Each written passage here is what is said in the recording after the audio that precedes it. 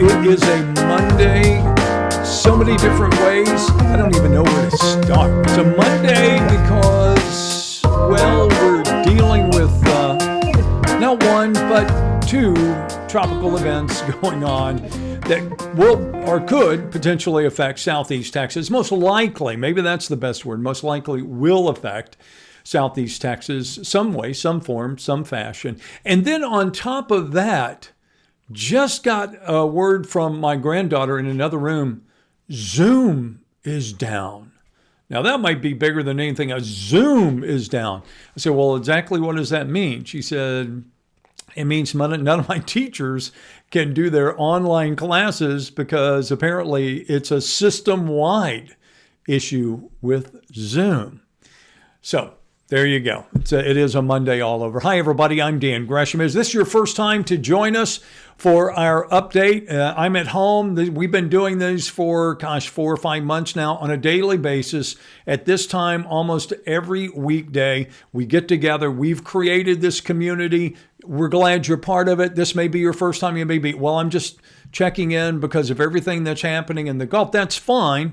And you're welcome to go post a comment. I see all of your comments when you post them. So if you have a question, I'm certainly not going to present myself as a meteorologist, but only as an experienced journalist who's been covering hurricanes and tropical weather for more than 40 years, who's been through a number of different situations, whether it's from tropical storms and rain events all the way up to major hurricanes and windstorms.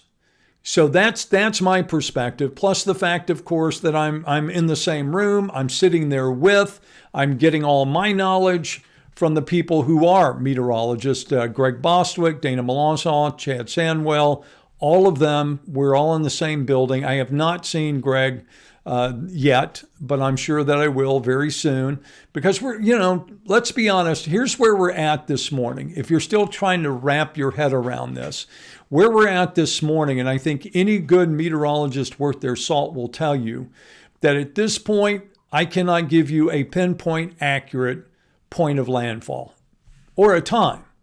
Because if they did, it would be pretty irresponsible on their part. Because, and when I say that, we're talking about Laura, we're not talking necessarily about Marco, right? 2 storms.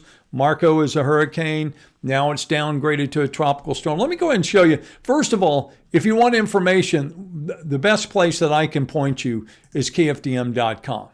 And all of the Facebook page as well. I'll show you that. Here's the KFDM Facebook page that you can go to. And I'm telling you, look at all the different updates that you'll find. There's just goes on and on and on, the updates. And that's what we do, and that's what we do best because we're live and we're local and we're the people that have been tracking storms like this for decades and keeping you updated. It's people you can trust. And we want it to be that way. And we want to give you straightforward information that is level-headed, that gives you the opportunity to make solid decisions as the week goes on. And listen, it is about decision-making and the decision-making process. And there are always going to be those people who say, you should have told me ahead of time. And people who say, you're telling us too early. And people who want you to give them the answer. Well, we're not going to give you the answer. Those are decisions you have to make on an individual basis. That's up to you. But what we can give you is arm you with the best facts, and then you make that decision. So let's talk a little bit about specifics and what's going on. As I mentioned, if you go to kfdm.com, you can go to our storm tracker. It will show you all the different maps that are available. Whether you want to see it, here's a big map of Laura. And keep in mind, when you're talking about, and I'm going to take you in a second to the National Hurricane Center, understand when we're talking about projected paths, these are computer models, right? And a computer model is only as good as the data that is put into it. Do you have any idea how many different models they have that they run? Let me just show you. This is from the National Hurricane Center. This is just a few of the different models that are being run on all of these storms. So what is a computer model? Well, a computer model is when it takes into consideration all the different data that's out there, meteorological data, right? And then makes a projected path. If you read all of these interpreting forecast models, when they build a cone, do you know what the error is on the cone? Do you have any idea? 72 hours out, and that's what they're talking about right now, 72 hours out. It's 100 miles. You do understand how much difference that makes, 100 miles. If for example, and let's show Tropical Storm Laura right now, and I'm just using, when I go, I'm using the National Weather, the National Hurricane Center, and they have all of this is available to you. If you're going, well, how come I can't see this? I can't. You can access this just like anyone can.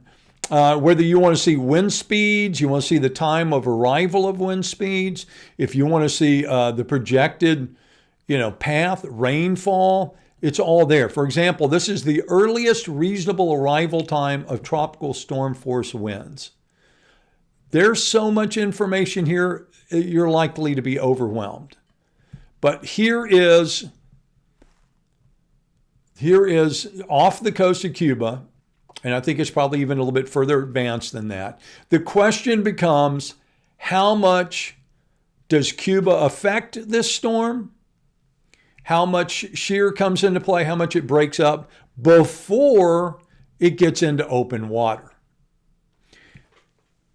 So reasonable, I say reasonable, logical ideas would be that you do this. When you're talking about, because everybody's asking, what about this? Do I need to do this? Do I need to do that? I mean, when you're talking about realistic expectation of landfall and or projected path, most meteorologists of note will say you really can't even talk about that until after you get past Cuba.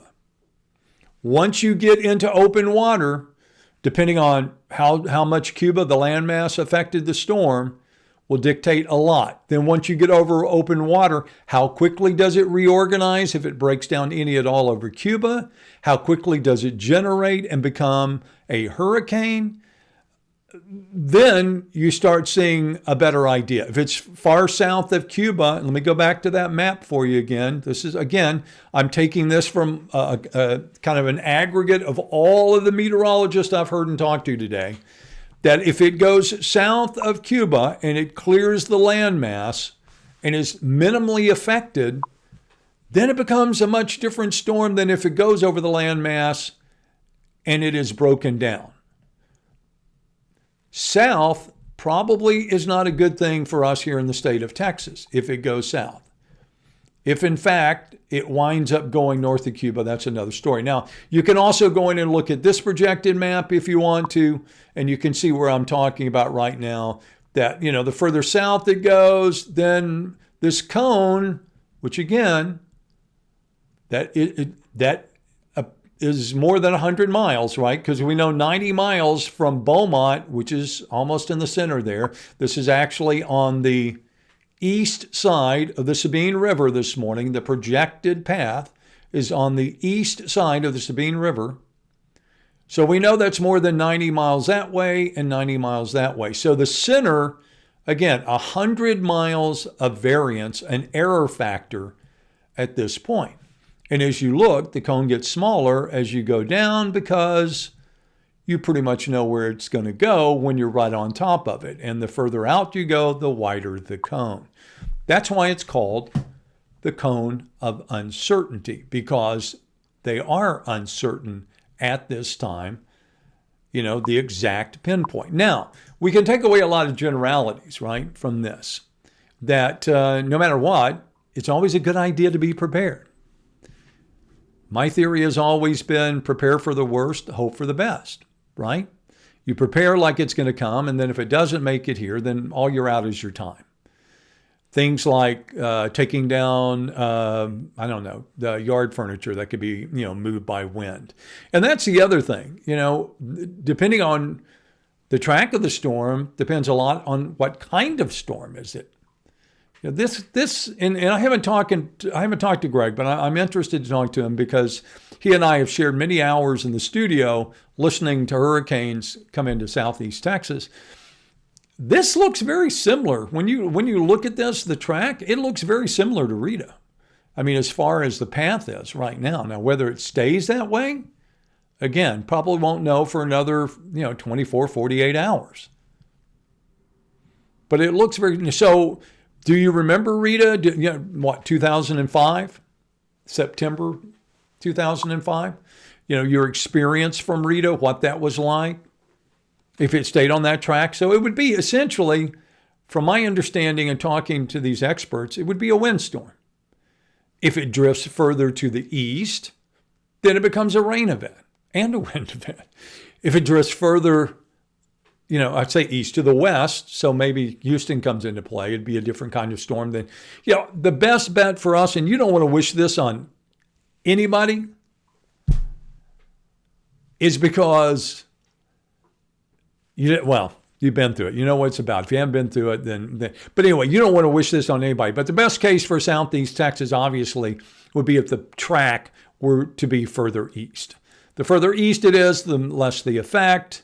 The less the effect, the better off we are. Now, if it were to go, say, right up, the Sabine River, you're going to feel some of that. There's no doubt. You're going to feel some. Even if it's Lake Charles or east, you're still going to feel some of the effects. The question is, how much, are we going to feel? All right, let's do this. Let's field some questions this morning. And I'm not going to answer these like I'm a meteorologist. I'm going to tell you this is what, I heard or was told from meteorologists.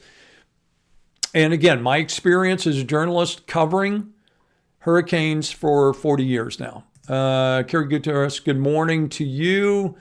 Misty, good morning to you as well. Carlene Purdue is up with us this morning. And you're fine. Just check in if you want to. Cassandra Cherry says, good morning from Honey Island. Zoom is out everywhere and online schooling is taking a hit today before these schools come. Well, we also have seen a number of schools who have already canceled, Cassandra, all their classes, not just today, for the entire week. And if you want to see a list, again, let me point you back over to kfdm.com because they're there. I just saw them a moment ago. And you have to imagine, there it is, a list of Southeast Texas districts that have canceled classes. You have to imagine as we continue to move forward into this, that you would probably, unless we see a major change in the path, that you will see more schools added to the list. But this is the list we have confirmed as of this morning. All right. So you can go and see Little Cypress, West Orange, Orangefield, Bridge City, Vidor, Port Neches Grove, Sabine Pass, Legacy Christian. Hampshire Fannett canceled their in-class instruction. They were going to do virtual. I'm not sure with Zoom down if anybody's going to be doing virtual now. But there you go. All right. So let's go back and see if I can field some of the questions this morning that you might have. It takes me a second because I'm going through this. Somebody said, where's Greg Boswick? Don't worry. You're going to see a whole lot of Greg Boswick. Of course, we break it down. Dana does the morning. Greg will be in this afternoon and evening. Chad Sandwell, I'm sure, will be there as well, even though he worked over the weekend and did a great job of keeping everybody up to date. I would expect him to be there. Jessica Carr, good morning from Toledo Bend, good morning to you. That's, the further inland you are, maybe the better off you're going to be. Let's see, watching. Barbara Woodson says from Nacogdoches. Well, good morning, Barbara, and thank you for joining us. I think we'll probably have a lot of visitors checking in because people have, just like, here's another one, Amy Crownover says, watching from Virginia, but from Orange, and my family's still there. So people are going to want to know. I was telling somebody earlier this morning, it's amazing, 15 years later, when Rita hit, we struggled. It was like, the internet, how do we use that? How do we make it work to our favor? 15 years later, we have a pretty good idea of how to use it. Whether it's Facebook Lives like this, where we're live streaming to you, I can live stream at the same time simultaneously, Facebook, Instagram, Twitch, what else? LinkedIn, and YouTube. all at the same time. So there are a lot of places that you can go. And if it comes down to it, this may be one of those platforms we use, to try to keep you informed about what's going on today. Let's see. Again, here's the most common question that you hear. Jessica McBroom, when is the first one supposed to make landfall? Well, that's Marco. And Marco is just now off the coast of Louisiana. Let me see if I can find for you the map this morning. There's Laura, but I can go backwards. This is the National Hurricane Center. This is KFDM.com. We also have these maps available to you to look at. That's Laura. I'm just going to let me cycle back through this. Here you go. There's Tropical Storm Marco. Now I can go and look at all the advisories if I want, the public advisories, the wind speed probabilities. You can do all this yourself, but it's the beauty of it is having people who are experienced to decipher the information. And that's what we're talking about when you talk about someone with the amount of expertise as Greg Boswick. Nobody that I can imagine on the Gulf Coast has any more experience dealing with hurricanes in the Gulf Coast than Greg. And Dana has a lot of experience, so does Chad on doing this. But there's the 8 a.m. Monday. You see where it's at? So by the time this gets here on Tuesday, the common thinking is wind shear will have depleted it to the point that it really won't be an issue for us as far as something that is going to be damaging. Let me put it that way. We might see tropical storm force winds, but you're talking 30, 40 miles an hour. That's why all the conversation always tends to come back to Laura. Because again, you're talking about a much greater impact, when it comes to wind speeds. And that's another one of those projects. But again, long way out, but that's the kind of, wind speeds that you're looking at. You see that orange is 60 to 70, the kind of the pinkish color 70 to 80, and the dark color in the middle is 80 to 90. So again, what would it be, a category 1, a category 2, category 3? I think you have to ask yourself, does that really matter? Which one it is. Kelly Clark, there have been conflicting reports. The latest I heard that was Laura's projected to be a Cat 3 on Wednesday. Marco will bring rain on Tuesday. I think you're right on Marco. Again, these are, again, projections, models. Seems to me that the real thing, Kelly, is it's almost impossible until you get into the open water on the other side of Cuba. And then it seems like you might be able to logically, extrapolate from that. But I think if somebody tells you they know where it's going, you don't have to call them a liar, but I don't think that's, the reality is until it's about 24 to 12 hours out, there's no way you can go, this is exactly, because come on, we've all seen them. If you've been through them, you've all seen them wobble, right before landfall. Oh, it's going here, and the next thing you know, it's jogged this way or that way. And again, 30, 40 miles does make a difference when it comes down to that. Also this morning, Catherine Stranville, Denver, Colorado for 3 weeks, but from Groves. You picked a good time to go. I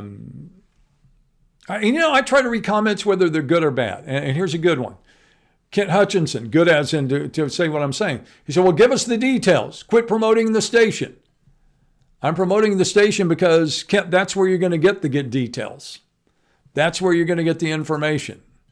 So, and that's my job, is to make sure you know where to go to get it. And again, I think that's where you're going to get it. Carrie Self, what are the chances that there will be a mandatory evacuation for the Golden Triangle? I think you're talking about odds there, Carrie, and I wouldn't care to guess on those. I would think that if there was any kind of an evacuation, you're probably talking, and I can't imagine there being a mandatory evacuation if it's a Category 1. That ain't going to happen. A Category 2, a low Category 2, probably not. Above that, then it's going to be up. And let me also answer the question, because somebody asked me, let me go and show you something real quick if I can find it. Somebody was asking, why in the world would the county judge issue a declaration, a disaster declaration, and it hasn't even gotten here. You don't even know where it's going. Because the way government works is if you want to have the power to be able to do something, you have to make a declaration to be able to put all the, to activate your emergency management plan. You have to make a declaration. You've already seen the governors, declaring. And don't be surprised if you see cities declaring as well, because again, you've got to get out in front of this thing if you're a government agency. All right. So somebody, again, I can't really answer your questions when it comes to should I leave or shouldn't I leave. That's your decision to make. Sarah Rayford says, I think the best time to leave, if you are, is tomorrow afternoon at the latest. I'm pre-packing tonight. I'm not saying that would be a bad course of action. Again, you're going to have to decide. Some people have already decided, I'm writing this one out. I've heard that a lot. And again, Category 1, I think a lot of people have probably been through a Category 1. But a Category 3, that's another story. If you wrote out Rita or Ike, you kind of know it's the duration and the force is what kind of overcomes you. After a while, you're like, is this ever going to end?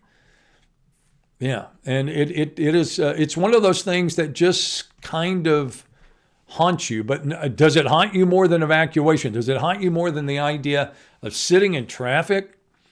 For however long. That's why you've got to weigh that out, as to what you want to do. But at this point, unless something's changed, no, there have not been any evacuation. Now, there is a voluntary evacuation order that is in effect for Sabine Pass, and that went into effect over the weekend. And you can understand that because, if in fact you have the projected path, and let's go back to that again, if I can get it to pop up here for us, the projected path that we were talking about. If you have that coming right up the mouth of the Sabine River, I think you have to think about storm surge, right? You have to think about what gets cut off, almost immediately. 73, all those, roads there that can be susceptible to flooding would be the issue. Now, here's the deal on evacuation.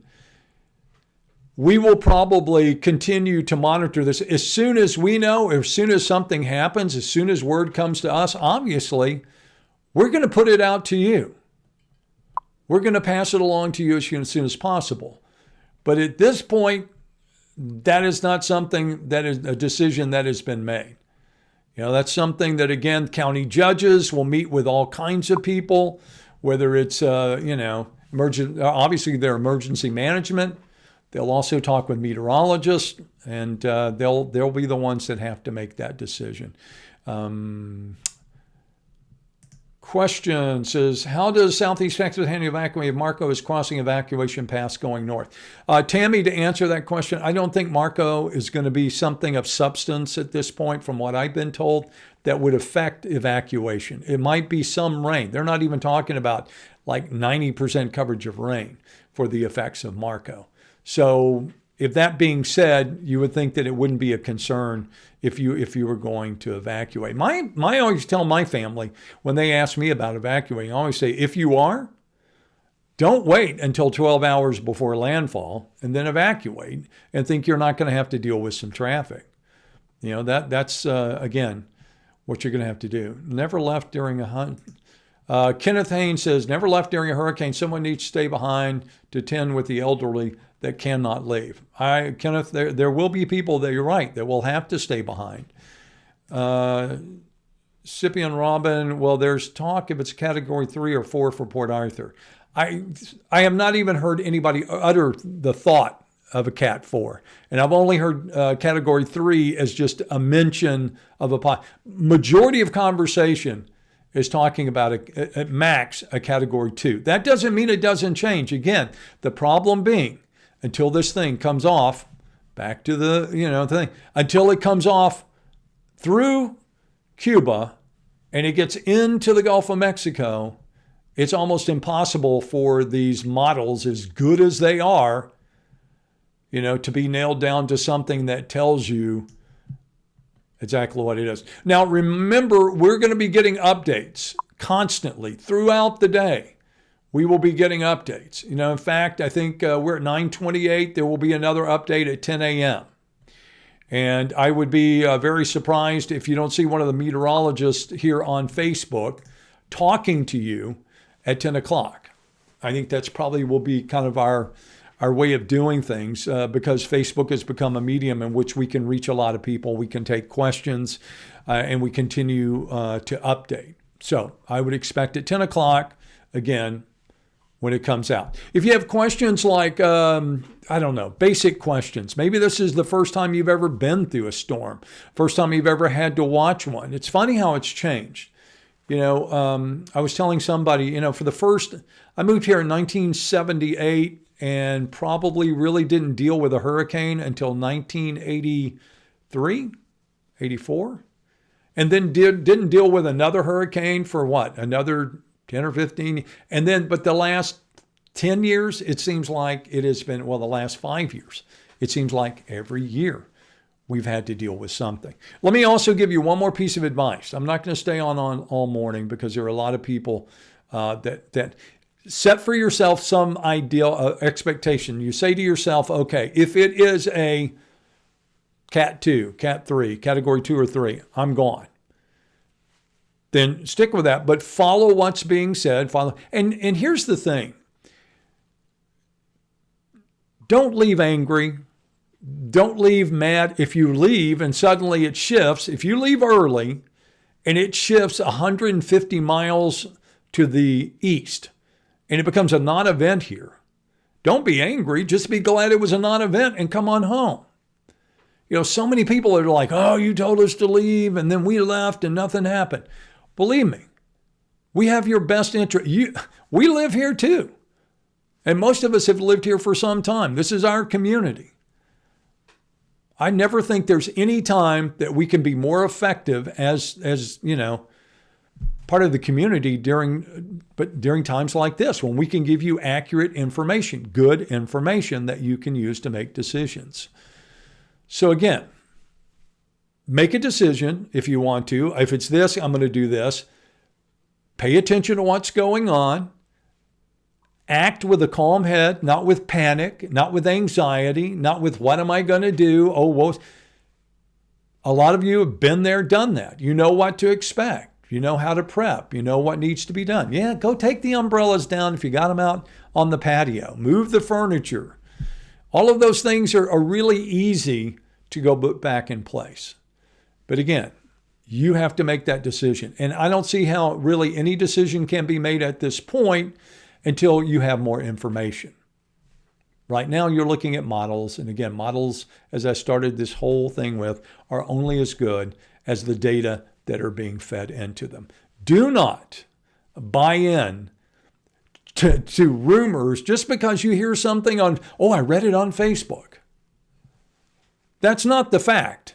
That is not necessarily a fact. That's like somebody telling you, I read it on Facebook, so it's a news headline. No, it's not. It's on your news feed. It is not a news headline. There is a difference, right? So don't take everything. It's just like we preach on this at-home update every single day. Don't take everything you see for fact. Go do the research. Find out for sure. Don't go to Billy Bob's website for hurricanes. Go to the National Weather Center. Go to KFDM.com. Go to the KFDM Facebook page. Turn on the television. And it's not going to just be at 6 and 10. There are going to be updates coming all day. The closer it gets, the more information we have, the more frequently we'll share it. That is a promise. Again, I feel confident in where I work will be one of those places, KFDM TV, KBTV, will be there for you as we have been for decades. That won't change. All right. Well, that's pretty much all the time I have. Hey, listen, I do appreciate all your questions and all your comments. And I'm still reading them all. They just go on and on. And I'm trying to kind of aggregate, take all of them together and answer the ones that I can put into, I know, here's another one of those. Losing my entire community is what's scary, and not knowing if I have one for months. Thank you. See, the problem is, Renee, we don't forget, right? We don't forget Imelda. We don't forget all of these. Some people are just now getting back in their homes, just now, putting things back in order. So the anxiety is understandable, but don't let it control you. Let's use, common sense. Let's use solid reasoning, and let's be level-headed. Let's, listen to the voice of reason moving forward and be safe about what we do. And again, we promise to get you as much information as we possibly can so that you can make those decisions. Speaking of which, Dana's back at noon on KFDM with an update on what's going on. I'm sure Greg will check in shortly after that. And then again, 10 a.m. coming up in about 27 minutes. There will be another update. Continue to watch those. And again, we'll be back. I appreciate your time. I say it every day on the update. It is the currency of life. Time. And you have shared yours with me, and I do appreciate it. And we'll do our best to continue to do that with you. If you have a question, again, post it. If I don't get to it today, I promise I read every single one of them. We will do what we can to talk about those issues you may have coming up tomorrow. Okay? So go out and make it a terrific day. And I say that because you still have time to go and do any kind of prep you need to do. Get the generator, the flashlights. And again, if nothing happens, you're ready next time. That's the way I always see it. Or start talking to other people. Check in with your friends. Check in with your neighbors. If you know somebody who is elderly, disabled, they can't leave, they're not going anyplace, talk to them. See what you can do to help them, to put them at ease, to make them more comfortable. All right. Do me one more favor, if you would, if you don't mind. If you appreciated the update, just hit us with a like. That's a thumbs up, or a follow. It would be greatly appreciated. And then I can pass that along, show people, hey, look, corporate, there really are people who are watching and are interested in the at-home update, and we'll continue to do that. And it just tells me as well that, there's a reason to get up in the morning and to try to communicate and to tell you what's going on. And that's what I've done for a lifetime. I want to continue to do it, certainly through this event. So please always be prepared. Like I said, prepare for the worst, hope for the best, and we'll move forward from there. We'll keep you up to date. I'll look forward to seeing you back bright and early tomorrow morning. And of course, don't forget, we'll be back here with the at-home update as warranted. You go out and make it a terrific day and stay safe.